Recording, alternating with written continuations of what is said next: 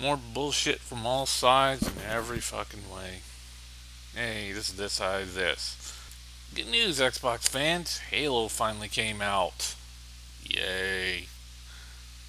And of course, I looked at the reviews and I found a massive problem with all the reviewers right now. But we'll get into that one a little bit later. And of course, I've seen the Let Plays, which will help me illustrate the massive problems. And I watched it because A, I'm not buying this game, and B, I never cared about fucking Halo. Never. And then, of course, there are some of the biggest fanboys on the fucking planet. Like this one guy I got done talking with who basically said that Halo 5 innovated the first person shooters for the gaming consoles. And when I said, well, what about GoldenEye for the N64? Nope. No, no, no. No, it didn't go on the same plane as what Halo did when it first came out. And they were still having massive problems. And that, Microsoft made a controller specifically for first person shooters that worked specifically and was because of Microsoft's brilliant design, even though it was originally off the NES Max, because their original controller for the original Xbox, was a complete piece of shit. It was basically they took the entire button design that was on the second iteration of the original PlayStation controller, the one with the two analog sticks, because the original one didn't have, by the way. And they basically took all the buttons that were on there and put them on this giant round disc thing, this giant controller, which was basically the modeled after the old Sega 3D controller, and they just put all the original button arrangements that the Sega or that the PlayStation had, with a couple of changes here and there, and of course they inverted uh, the D-pad and one of the analog sticks. Of course, their new design and the new way of controller came off of what was known as the NES Max. It was a really tiny controller. They just kind of enlarged it a little for modern gaming, I guess. You can look it up on the internet. Just say NES Max on Google. You know what? I'm going to put pictures of the NES Max, and as well as a lineup I found of the Sega controllers. They even have the 3D all the way up to the Xbox controller. And don't forget that the original lineups to both the Sega, I mean the Sony controller and the Xbox controller, the lineups of the buttons come from the fucking Super NES, as well as the shoulder buttons. Yes, the triggers were added in later. And Nintendo did have triggers on their GameCube and even their N64 controller, even though it was just one trigger. The other two controls just added two more controllers. Just so, Sony really fucked up on their PlayStation 3 triggers, whatever the fuck those things are. But we're just going to forget that part. We're also going to forget, but most of the Halo fans out there, that fucking GoldenEye for the N64 was an innovative first person shooter at the time, well before Halo even came out. But yet, no. It still had massively problems with the first person shooter lines and considered a failure. Just to listen to that one again. A failure. Even though that it influenced many first person shooters that made games even today still follow. Fuck you, Halo fans. Fuck you up your ass. And now they're doing a new thing. And get this, Bungie has lost its way. And now most of the original Bungie employees are with 343 Studios, while the new Bungie, who's making the Destiny games, are just hacks. Even though the guy who's running Bungie has been running Bungie ever since its conception, even when Microsoft bought them out, and even when Microsoft gave him back the company. But that's not the funniest part. Most of the original Bungie employees, and this is the hilarious part, left after the original Halo game was released. I mean, one of the original founders, Alex Scranton or whatever his name is, left Bungie right after the first Halo game was released for the Xbox One for unknown reasons. He's now making mobile games, by the way. The other founder is still working over, is still controlling Bungie. So, yeah, the original founder of Bungie, the guy who originally founded the whole company, controlled it even through Microsoft, is somehow a hack and not one of the original Bungie employees.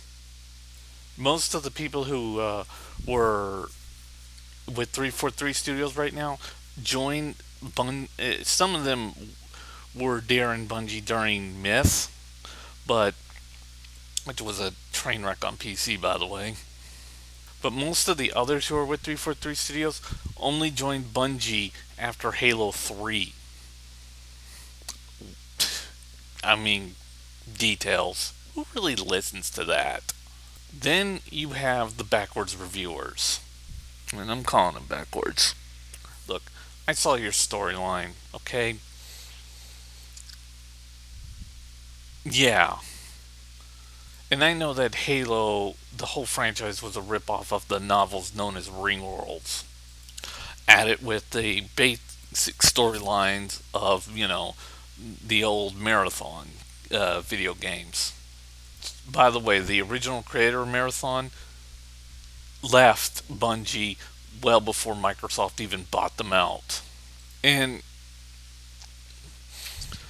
listening to the hardcore Halo fans about, Halo 5's story, they all said one thing. The story sucks. And they don't like the Locke character. And if you want to see him, you have to watch the Halo Nightfall live action movies and see that the actor who was playing him was a subpar actor. Even though I've seen movies, tons of movies with subpar actors, basically end up in some of the most hit films I have ever seen in my entire life. But then they appraise it for its high multiplayer. I guess. Don't care. The problem is they appraise it for its graphics and not for its gameplay. Yeah, that's what they're doing now. You see, gameplay no longer matters in video games. It's pretty graphics now in the storyline. And, the fact that they're having problems with. And by the way, the guy who directed Republic Commando, Star Wars Republic Commando, made this game. And Republic Commando was known for having the exact same gameplay that a lot of people didn't really like. Some did, but some didn't really. It's out on PC only.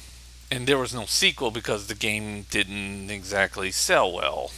But remember, he's an original Bungie employee, not one of the hacks who stayed with Bungie.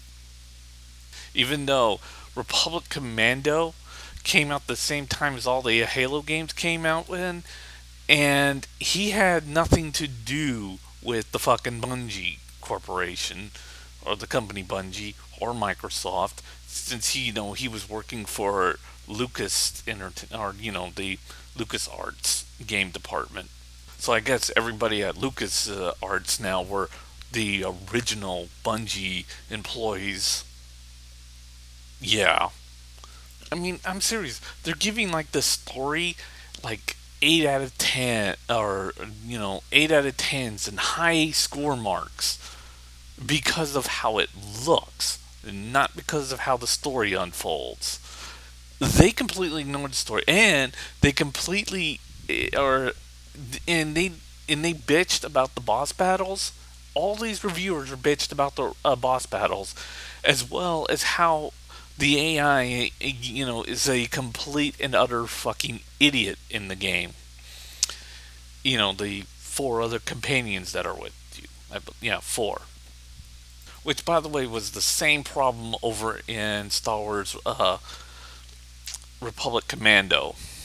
But it still gets an 8 out of 10, or in some cases a 9, because of its graphics. The loyalty that these people have to this game is insane. Seriously. I mean, I thought the loyalty to the Order 1888, or whatever the fuck that game was called, because it was complete shit, and I didn't give a rat's ass about it, and a lot of people said it was complete shit. And yeah, it's complete shit. No one even plays that game anymore. It's literally just gathering dust. But you know what else had these type of reviews, even though the story was shit, but was given higher praise just for being a part of a franchise that they loved and gave complete loyalty to, even though the story was just terrible? Star Wars. You know what I'm talking about? Not any of the Star Wars games. I'm talking the Phantom Menace, that movie. Basically, the Phantom Menace is just bad. I mean, it's not terribly bad, but it's not right up there with all the rest of the Star Wars films. Especially with Jar Jar Binks or the Magic Wonder blonde haired kid or the Metatronites, whatever the Metachlorites, who basically are just miniature little things that somehow power the fucking Force. Which, by the way, was dumped after when Episode 2 came out. But when that movie came out, critics appraised this movie, said it was the greatest things, but mostly they just talked about their childhood. They didn't want to talk about the actual movie itself, like most of these other people are talking about when they're reviewing Halo 5. They're just remembering their childhood or talking about the nostalgia of the game. Just like Star Wars, they were talking about Star Wars or the nostalgia. God, Clone Wars was so much more better than Phantom Menace. I mean, hearing that little kid, "Are you an angel?" And then there's Jar Jar Binks. Everybody just wanted to have somebody just walk up to him, blow his brains out, and just leave his corpse there to rot.